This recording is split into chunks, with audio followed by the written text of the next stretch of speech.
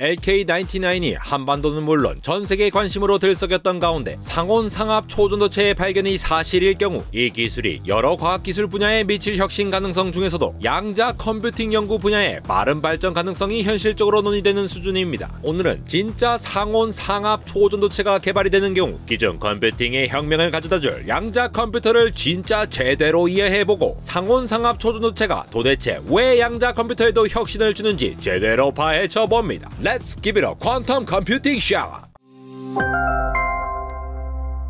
컴퓨터 연산 장치에 들어가는 트랜지스터의 크기를 줄이는 TSMC 5나노, 3나노, 2나노와 같은 파운드리 초미세 공정의 난이도는 더욱 올라가 한계에 다다른 상황, 컴퓨터의 연산 속도를 드라마틱하게 향상시킬 수 있는 해결책으로 반도체 패키징과는 또 완전히 다른 양자 컴퓨터 개선이 주목받아 왔는데요. 구글, IBM, 인텔, 마이크로소프트를 포함한 여러 기업들이 양자 컴퓨터 개발에 뛰어들었고 2019년에는 구글이 개발한 양자 컴퓨터가 기존 컴퓨터의 속도를 뛰어넘은 양자 우위를 실제로 구현했다고 발표했죠. 0과 1 둘 중 하나만을 표현하는 비트라는 단위를 사용하는 일반 컴퓨터와는 달리 양자 컴퓨터는 큐비트라는 새로운 연산 단위를 사용하는데요. 이러한 큐비트는 0과 1의 상태 사이에서 중첩될 수 있는 특성을 가집니다. 중첩은 무엇이고 0과 1이 중첩된다는 게 대체 무슨 새소리냐 싶은데요. 아마 모두들 들어보셨을 슈레딩거 고양이를 예로 들어보겠습니다. 고양이는 당연하게도 살아있는 상태 혹은 죽어있는 상태, 이 둘 중 하나의 상태로 존재하겠죠. 죽어있으면서도 살아있는 고양이는 현실에서 존재하지 않습니다. 하지만 양자역학적으로는 이렇게 이분법적으로만 상태가 존재할 수 있는 것이 아니라 고양이가 죽은 상태와 고양이가 산 상태가 겹쳐진 채로 존재할 수 있다는 것인데요. 이를 양자 중첩이라고 부르는데 이렇게 중첩된 상태는 수학적으로는 파동함수라는 특정한 수학식의 형태로 표현이 됩니다. 그럼 이 중첩되었다는 의미를 다시 한번 잘 생각해 봅시다. 여기서 중요한 부분은 죽은 상태와 산 상태가 겹쳐져 있다는 것, 죽은 상태와 산 상태의 중간 상태인 아픈 고양이가 아니라는 겁니다. 죽은 상태와 산 상태는 동시에 존재하며 확률적으로 겹쳐져 있는데요. 죽은 상태와 산 상태 모두 분명 동시에 존재하는 것이니까 살아있는 상태의 고양이는 사료를 먹으면서 계속 살아가고 죽어있는 상태의 고양이의 시신은 부패하며 시간이 흘러간다고 보실 수 있죠. 둘 다 존재하니까요. 하지만 흥미로운 점은 이렇게 중첩되어 있는 고양이의 상태에서 고양이가 죽었는지 살았는지 확인하기 위해 상자를 열어보며 관측하는 순간 고양이가 살았거나 죽었거나 둘 중 하나로 결정되게 된다는 것인데요. 우리가 관찰하기 전까지 살아있는 고양이는 사료를 먹으며 계속 살이 찌고 있고 죽은 고양이의 시신은 부패하고 있지만 우리가 관찰하는 순간 살이 오른 고양이 혹은 부패한 고양이의 시신 둘 중 하나의 경우만 관찰하게 되는 것이죠. 이러한 현상을 고양이의 확률 파동 함수가 붕괴된다는 표현을 사용하는데요. 따라서 살아있는 고양이와 죽어있는 고양이를 동시에 관찰하게 되는 일은 일어나지 않고 반드시 둘 중 한 가지 경우만 우리는 확인할 수 있습니다. 이러한 양자 중첩과 파동 함수의 붕괴는 양자 컴퓨터에서 핵심적인 역할을 하는데요. 큐비트라는 것은 양자 중첩으로 인해 동시에 여러 가능한 상태를 나타낼 수 있기 때문에 이 중첩된 상태들을 유지한 상태로 동시에 계산될 수 있어서 연산의 효율성을 높일 수 있습니다. 예를 들어 제가 미국 여행을 위해 짐을 싼 뒤 도난 방지를 위해 여행 가방에 4자리 비밀번호를 세팅해 놓았다고 합시다. 그런데 문제가 생겼습니다. 정작 미국에 도착해서 여행 가방을 열어 짐을 꺼내려는데 비밀번호를 까먹은 겁니다. 한국에서 가져온 짐이 모두 여행 가방에 있기 때문에 제가 할 수 있는 방법은 하나뿐이죠. 숫자를 0000부터 9999까지 이 1만 가지 숫자를 모두 시도해보는 것이죠.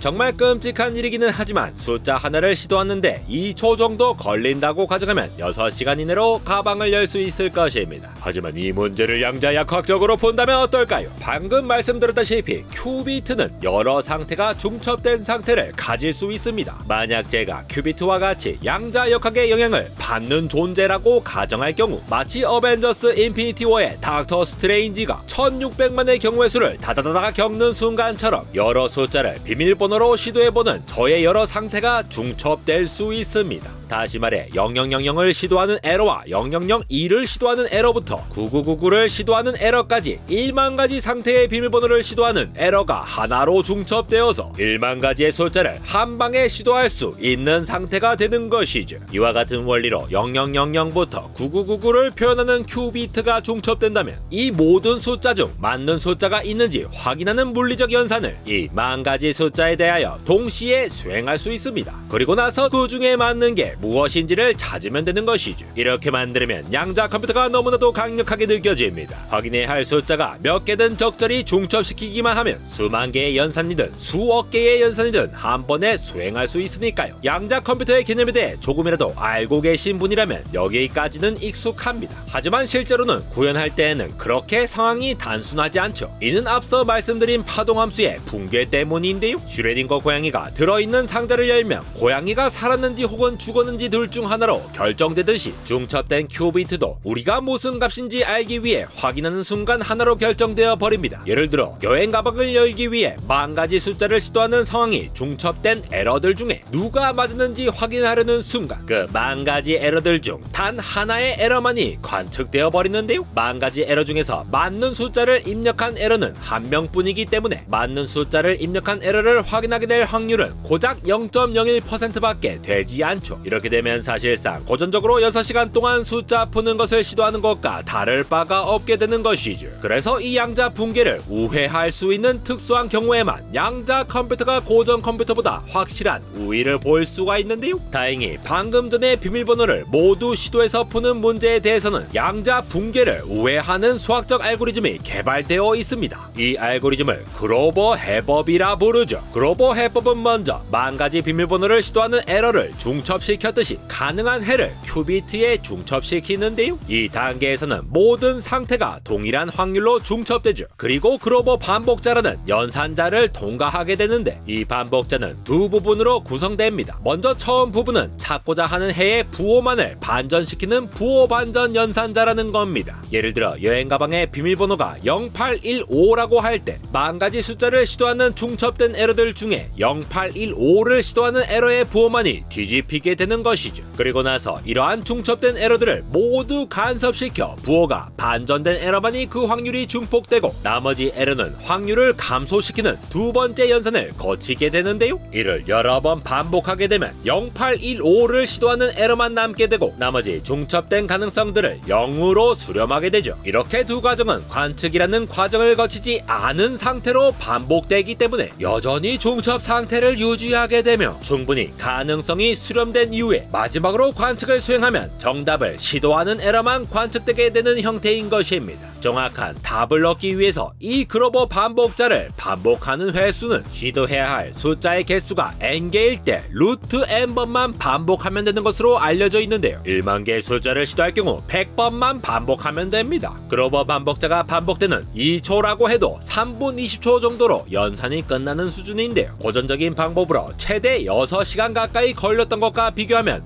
어마무시하게 빠른 속도인 것이죠. 이러한 그로버의 알고리즘은 정렬되지 않은 데이터베이스 검색, 결합 물질의 탐색, 수학적 최적화 문제 등 다양한 분야에서 응용할 수 있습니다. 이뿐만 아니라 양자역학 특유의 성질을 활용하는 큐비트의 특성을 이용하여 암호 해독의 결정적인 기능을 할 수 있는 소인수 분해, 화학 구조 분석 등 고전 컴퓨터로 수행하면 수십 수백 년이 걸릴 일을 양자 컴퓨터가 며칠, 몇 시간 만에 끝낼 수 있다는 유용성이 수학적으로 증명되어서 세계 여러 연구소에서는 양자 컴퓨터 개발을 위한 연구가 활발히 진행되고 있습니다. 하지만 실제로 큐비트를 만드는 데에는 상당한 기술력이 필요한데요. 이는 큐비트를 만든 후에 유지하는 것이 매우 어렵기 때문이죠. 특히 연산 과정이 끝날 때까지 큐비트를 관측당하지 않게 두는 것이 매우 어렵습니다. 예를 들어 제가 엄청난 공을 들여 비밀번호 만 가지 숫자를 시도하는 상태를 중첩시키더라도 함께 여행을 간 가상의 여자친구가 들이닥치거나 호텔 직원이 방에 방문하여 제 상태를 확인하는 순간 양자 붕괴가 일어나고 다시 중첩되지 않은 상태가 되어버리기 때문이죠. 이를 극복하고 큐비트를 구현하는 여러 방법들이 개발되고 있지만 현재 세계에서 가장 많이 사용되고 기술적으로 앞서 있는 방법은 요즘 핫한 키워드 바로 초전도 회로를 이용한 방법입니다. 2019년 구글이 만들어낸 양자 우위도 이 초전도체를 이용한 기술을 바탕으로 하고 있는데요. 초전도체 안에서는 전자는 전혀 방해받지 않고 자유롭게 돌아다닐 수 있어 전자의 양자 성질이 잘 깨지지 않아 양자 컴퓨터에 이용할 수 있습니다. 초전도체를 이용한 큐비트 구현은 조셉슨 효과라는 물리적 현상을 기반으로 하고 있는데요. 쉽게 말해 초전도체 사이에 전기가 안 통하는 얇은 물질을 넣더라도 터널을 뚫고 가는 것처럼 양자역학적 터널링을 통해 전류가 통하는 현상을 말하는 것인데요. 여기서 마이크로파를 이용하여 전류의 두 가지 상태를 종첩시키고 조절할 수 있는데 이 두 상태로 큐비트의 0과 1 상태를 나타낼 수 있습니다. 말씀드린 조셉슨 효과를 이용하기 위해서는 초전도체를 사용해야만 하는데요. 이 때문에 큐비트 하나를 얻기 위해 사용하는 초전도체를 냉각시키는 시스템을 구축하는 데에만 막대한 비용이 들어가게 되고 이 냉각 장치의 규모도 어마어마하죠. 이러한 극저온 냉각 및 유지 보수 문제는 양자 컴퓨팅의 보급을 가로막는 거대한 장벽입니다. 그런데 만약 상온 상압 초전도체가 상용화되고 그 초전도체가 큐비트를 만들기에 적절한 양자적 특성만 갖추어 준다면 양자 컴퓨터를 만들 때 큐비트를 냉각하기 위해 필요한 에너지를 줄일 수 있고 냉각 장치만큼의 크기마저 줄일 수 있습니다. 따라서 양자 컴퓨터를 구축하고 유지 관리하는 것이 비용적으로나 복잡성 측면으로나 훨씬 편리해질 수 있어 범용적인 양자 컴퓨터를 보급하기 훨씬 유리해질 수 있습니다.